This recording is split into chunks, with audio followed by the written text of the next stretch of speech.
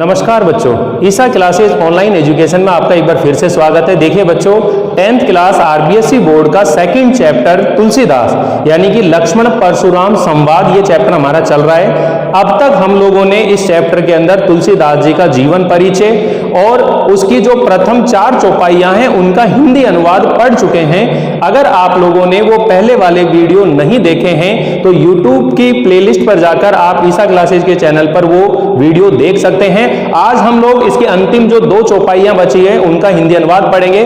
तो देखिए, मैंने आप लोगों के सामने ये पूरा प्रसंग क्लियर करा हुआ है कि सीता जी का स्वयंवर चल रहा है और वहां पर जब भगवान श्री रामचंद्र जी जो हैं शिव धनुष को तोड़ देते हैं तो उससे नाराज होकर के जो भगवान परशुराम जी हैं वो क्रोधित होकर वहां सीता जी के स्वयंवर में उपस्थित होते हैं और वहां लक्ष्मण और परशुराम के बीच में जो संवाद होते हैं उन्हीं चीजों का यहाँ पर वर्णन किया गया है। आज के इस चौपाई के अंदर जो है, ये जो चौपाई संख्या 5 है, इसके अंदर जो है जो विश्वामित्र है वो है और जो परशुराम जी है उनके बीच के अंदर भी संवाद होता है और आगे की चीजें भी ध्यान से समझिए। तो देखो क्या कहता है ये कि जो परशुराम जी है उससे पहले जो लक्ष्मण है उसने ये बात को कहा था कि आप लोग हमारे साथ हमारे लिए ये जो बात कह रहे हो ये कोई सामान्य बात है। इससे पहले हमने बचपन में बहुत सारे धनुष तोड़े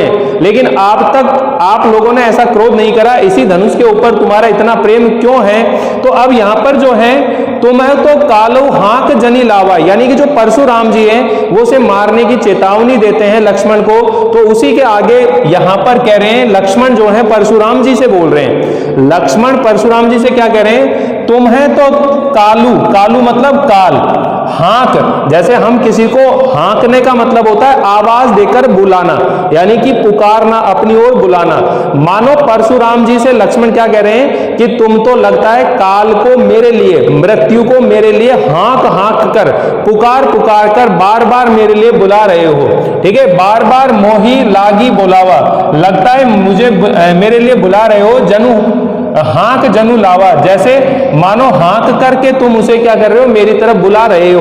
तो वापिस से इस लाइन को समझिए कि इस पद के अंदर जो लक्ष्मण हैं वो परशुराम जी को जवाब दे रहे हैं। जब परशुराम जी क्रोधित होकर लक्ष्मण से संवाद करते हैं तो उस समय लक्ष्मण अब क्या जवाब दे रहा है? वो कहते हैं कि हे परशुराम जी, लगता है तुम तो बार बार मेरे लिए काल को हांक करके आवाज दे देकर मेरे लिए बुला रहे हो। सुनत लखन के वचन कठोरा, और लक्ष्मण जी के इन कठोर वचनों को सुन करके, लक्ष्मण जी के इन कठोर वचनों को सुनकर परसु सुधारी धरेउ कर घोरा।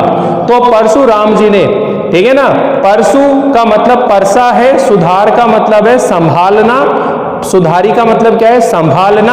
धरेउ मतलब धरता है, कर मतलब हाथ, कर का मतलब हाथ होता है, और घोरा का मतलब होता है भयंकर। यानी कि लक्ष्मण के वचनों को सुन करके, लक्ष्मण जी के उन कठोर वचनों को सुनकर परशुराम जी ने अपने भयंकर जो परसा है उसे अपने हाथ में सुधार लिया, यानी कि अपने सुधार कर अपने हाथ में ले लिया। एक तरह से उसको देखा कि अब देख, मतलब उसको ले लिया, ठान लिया उसको मारने के लिए। ठीक है, तो परसु सुधारी धरेउ कर घोरा, अब जनी देई दोसु मोही लोगु।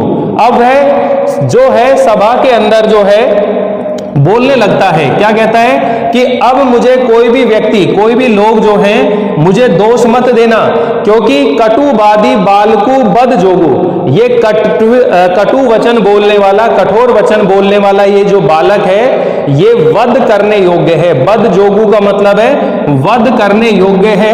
ये कड़वे वचन बोलने वाला जो बालक है ये वध करने योग्य है। अब मुझे इसका कोई दोष मत देना, क्योंकि मैंने अब तक इसकी गलतियों को बाल विलोकी बहुत मैं बाचा, मैंने इसे बालक समझकर, बालक विलोकी का देखना होता है लेकिन अपन यहां अर्थ क्या लेंगे?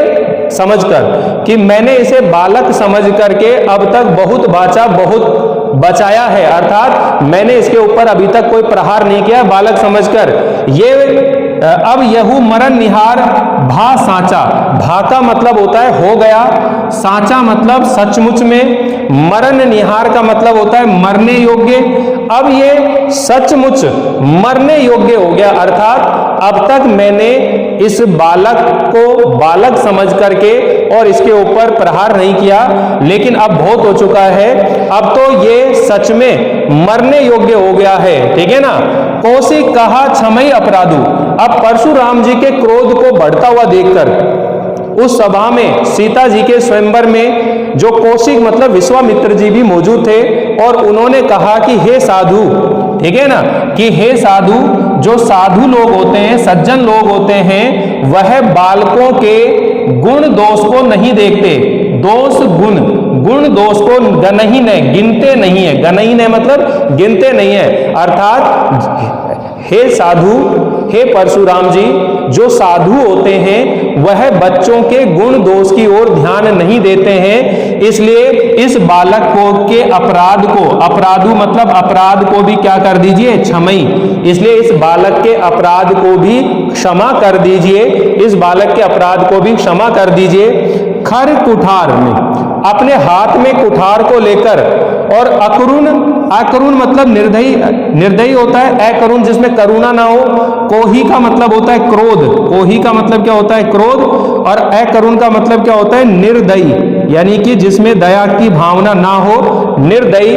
तो कहता है अकरुण कोही, यानी कि अपने आगे अपराधी और मेरे सामने अपराधी खड़ा, इस गुरु का द्रोही, मेरे गुरु शिव जी का अपमान करने वाला अपराधी मेरे सामने खड़ा। भी कौन बात बोल रहा है, यानी कि जो परशुराम जी हैं वो अपने हाथों में अपने कुठार को लेकर, परसे को लेकर, और कहता है कि मैं कितना निर्दयी और क्रोधी स्वभाव का इस बालक को बता दो, ठीक है ना, मैं कितना निर्दयी और क्रोधी हूं, और मेरे सामने मेरे गुरु शिव जी का अपमान करने वाला अपराधी भी खड़ा है, तो मैं कैसे इसको उत्तर देत छोड़ऊ बिन मारे, कि मुझे उत्तर दीजिए कि मैं इसको बिना मारे कैसे छोड़ सकता हूं, इसे बिना मारे मैं कैसे छोड़ सकता हूं। केवल कौशिक शील तुम्हारे, कि हे विश्वामित्र जी, केवल तुम्हारे स्वभाव के कारण अब तक मैं इसे छोड़ रखा है, इसे नहीं मारा है।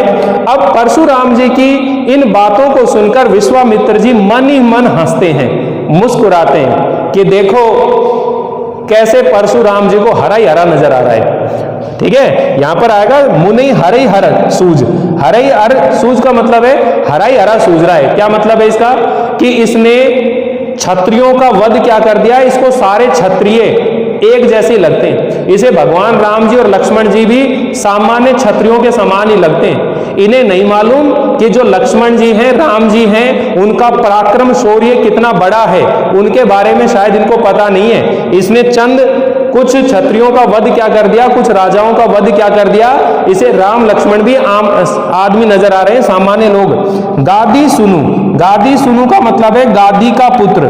गादी का पुत्र कौन है, विश्वामित्र जी, ठीक है। गादी सुनु किसके लिए आया है, विश्वामित्र। जो विश्वामित्र है वो क्या करता है बच्चों, कह हृदय हंसी, यानी कि परशुराम जी की बातों को सुन करके अपने हृदय के अंदर हंसता है कि मुनि हरे हरे सूझ, कि इस मुनि को, इस परशुराम जी को हरा ही हरा सूझ रहा है, ठीक है। अय में मतलब लोहे के समान, ठीक है, लोहे के समान। खांड मतलब तलवार होता है, खांड मतलब तलवार होता है, और खांड का मतलब जो है एक तरह से ऊख में, ऊख का क्या होता है, गन्ना, जो गन्ने के द्वारा क्या बनाया जाता है, मीठा बनाया जाता है, शक्कर बनाया जाता है, खांड, ठीक है ना। उसको शक्कर से भी अपन ले सकते हैं कि ये कोई गन्ने से बनी हुई शक्कर नहीं है, बल्कि ये तो लोहे से बनी हुई क्या है, तलवार है। लोहे से बनी हुई क्या है, तलवार है। कौन, लक्ष्मण और श्री राम जी। अजौ ने बूझ अबूझ, आज तक न बूझ अबूझ, यानी कि अब तक इस बात का परशुराम जी को कोई ज्ञान नहीं है इनके बारे में। अजौ अब तक न बूझ अबूझ, अभी तक कोई समझ नहीं है। अबूझ यानी कि अज्ञान है, अज्ञानी है, ये नहीं समझ पा रहा है कि जो लक्ष्मण जी हैं, परशुराम जी के सामने जो लक्ष्मण जी खड़े हैं, श्री राम जी खड़े हैं, वो कोई सामान्य क्षत्रिय नहीं है। ये इनके बारे में अभी कुछ समझ नहीं पा रहे हैं। तो वापस से ध्यान से समझने की कोशिश करो कि प्रस्तुत पद में परशुराम जी, लक्ष्मण जी और जो विश्वामित्र जी हैं उनके बीच में जो संवाद हुआ था, उसी चीज का यहाँ पर वर्णन किया गया है। जब परशुराम जी क्रोधित होकर लक्ष्मण से भला बुरा बोल रहे होते हैं, तो उसी समय लक्ष्मण जो है परशुराम जी से कहते हैं कि तुम बार बार काल को हाँक करके, बुला करके, बार बार पुकार कर मेरे लिए बुला रहे हो, तुम तो काल को क्या दे रहे हो, आवाज दे रहे हो। अब लक्ष्मण जी के इन कठोर वचनों को सुन करके परशुराम जी ने भयंकर अपना जो परसा था उसे अपने हाथों में संभाल लिया, अपने हाथों में ले लिया, और अब जनी देव दोसु मोही लोगो, और कहने लगे कि अब मुझे इस सभा में उपस्थित कोई व्यक्ति मुझे इस बात का दोष मत देना कि मैंने इस बालक का क्या कर दिया, वध कर दिया, क्योंकि ये कड़वे वचन बोलने वाला ये जो बालक है ये वध करने योग्य है। वध जोगु मतलब वध करने योग्य है। बाल विलोकी बहुत में बांचा, अब तक मैं इसे बालक समझकर बहुत बचा रहा था, लेकिन अब यहू मरण निहार भांसाचा, अब ये सचमुच में मरने योग्य हो गया है। ठीक है, कौशिक कहा क्षमे अपराधो। विश्वामित्र जी के क्रोध को देख करके बीच में विश्वामित्र जी बोले, परशुराम जी के क्रोध को देखकर विश्वामित्र जी क्या कह रहे हैं कि हे साधु, हे परशुराम जी, साधु का स्वभाव तो ऐसा होता है कि वह बालक के गुण और दोषों की ओर ध्यान नहीं देता, इसलिए इस बालक के अपराध को क्या कर दो, क्षमा कर दो, इस बालक के अपराध को क्या कर दो, क्षमा कर दो।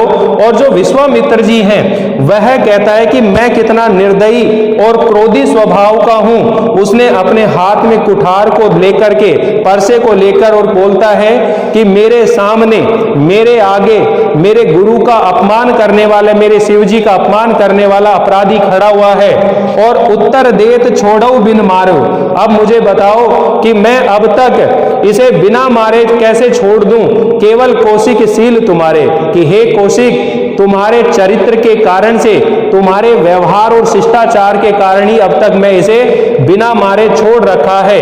नैते एते एही काटी कुठार कठोरे, नहीं तो अब ही मैं अपनी इस कुठार से, कठोर, अभी अपनी कठोर कुठार से इसे अभी यहां मार करके, और गुरु ही उरीन होतउ श्रम थोरे, अपने गुरु के ऋण से, अपने गुरु के ऋण से मैं थोड़े से परिश्रम में ही, थोड़े श्रम में, थोड़े से परिश्रम में ही उऋण हो जाता, मतलब अपने गुरु के ऋण से क्या हो जाता, मैं मुक्त हो जाता, अभी थोड़े से ही प्रयास में, थोड़ी सी मेहनत में ही। तो अब गादी सुनु कह हृदय से, अब परशुराम जी की बातों को सुनकर के जो गादी का पुत्र है अर्थात विश्वामित्र है, अपने हृदय में हंसता है और मन ही मन सोचता है कि मुनि हरे हरे सूझ, कि इस मुनि को हरा ही हरा सूझ रहा है, इसने संसार में कुछ क्षत्रियों का वध क्या कर दिया, इसे लक्ष्मण और श्री रामचंद्र जी भी सामान्य राजा और क्षत्रिय ही इसे नजर आ रहे हैं, लेकिन इसे नहीं मालूम है, ये अज्ञानी है अब तक, ये नहीं जान पा रहा है अब तक कि ये जो सामने राम और लक्ष्मण जी खड़े हैं ये कोई सामान्य क्षत्रिय नहीं है, बल्कि ये तो महापराक्रमी, महाशौर्यवान महापुरुष हैं। ठीक है, और ये कोई गन्ने से बनी हुई खांड नहीं है, गन्ने से बनी हुई शक्कर नहीं है, बल्कि ये तो लोहे से बनी हुई खांड है, अर्थात लोहे से बनी हुई तलवार है। इनको हरा पाना इतना आसान नहीं है, इतना सरल नहीं है। इस तरह की वो बातें उनके सामने बोलता है। दूसरे को देखते हैं अपन यहां से, चौपाई संख्या 6 है, ये इस पाठ का अंतिम है। अब ये क्या कह रहा है, कहे लखन मुनिशील तुम्हारा, कहेऊ लखन मुनिशील तुम्हारा, को नहीं जान विदित संसारा।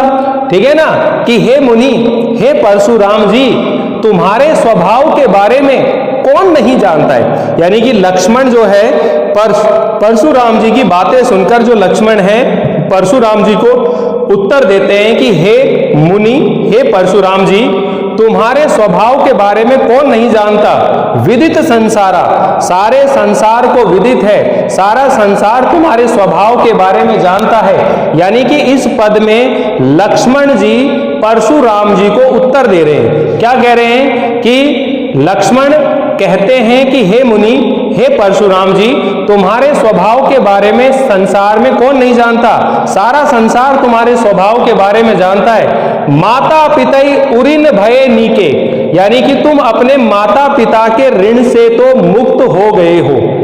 नीके का मतलब होता है अच्छी तरह, नीके का मतलब क्या होता है, अच्छी तरह, यानी कि तुम सबसे पहले अपने माता पिता के ऋण से तो बिल्कुल अच्छी तरह से क्या हो गए, मुक्त हो गए हो। गुरु ऋणी रहा सोचू बड़ जी के, अब केवल तुम्हारे ऊपर गुरु का ऋण बचा हुआ है। गुरु ऋण रहा सोचू बड़ जी के, यानी कि बड़ा सा एक गुरु का ऋण बाकी अभी तुम्हारे ऊपर रहा है। सो जनू हमरे ही माथे काढ़ा, तो क्या वो तुम हमारे सिर पड़कर अपने गुरु के ऋण से मुक्त होना चाहते हो? तो हमारे सिर क्यों पड़ रहे हो? हमारे माथे काढ़ा, हमारे सिर पर पड़कर, अर्थात हमसे उलझ करके अपने गुरु के ऋण से मुक्त होना चाहते हो क्या?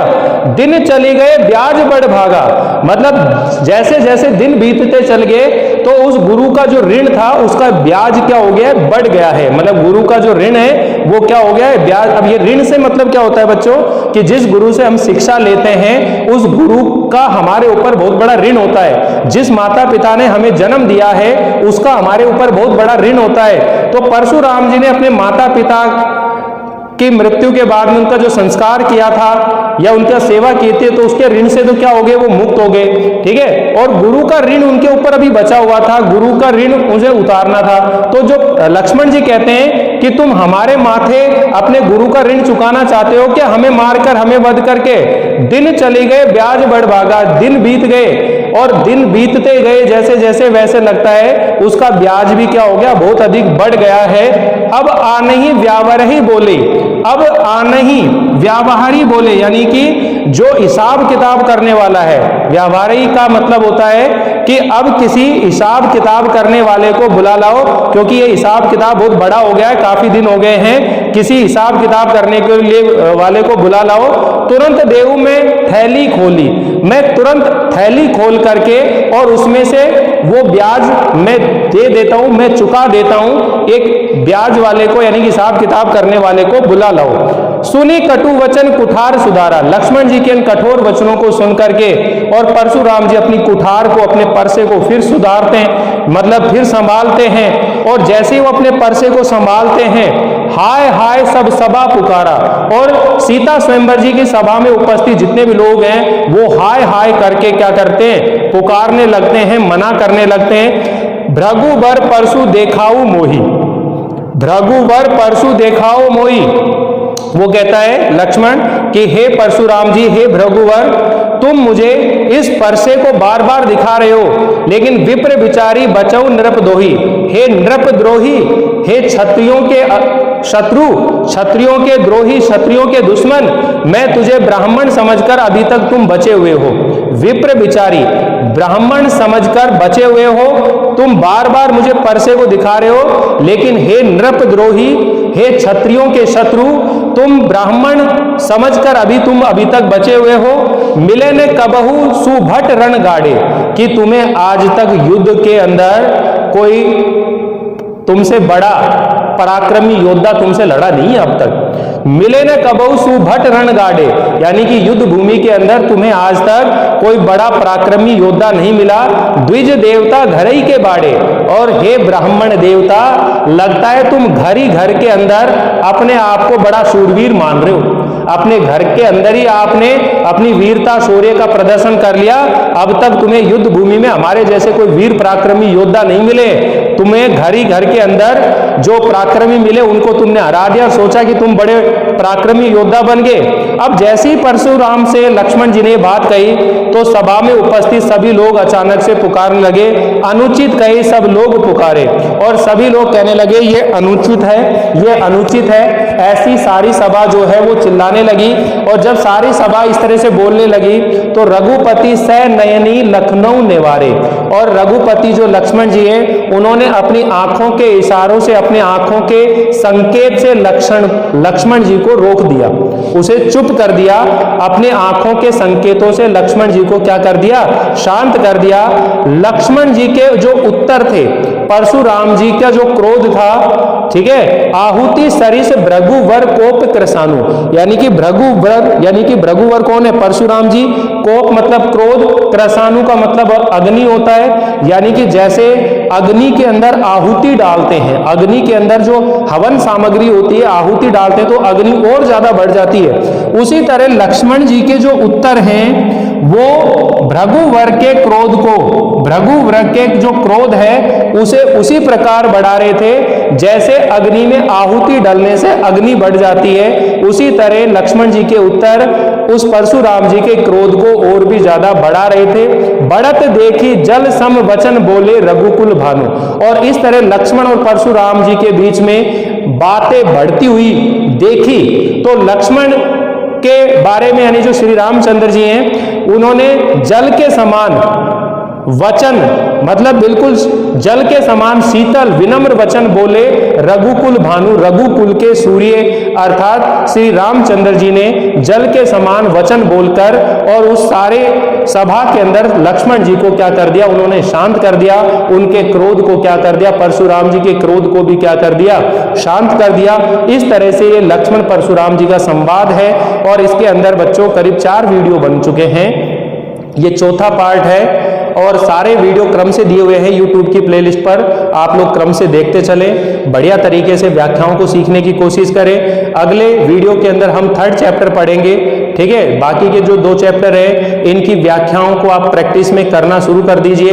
एक आपके लिए संस्कृत की जो कोर्स अपना चल रहा था, व्याकरण चल रहा था, जिसके अंदर मैं शब्द रूप और धातु रूप सिखा रहा था, उसी चीज को हम लोग आगे कंटिन्यू करते चलेंगे।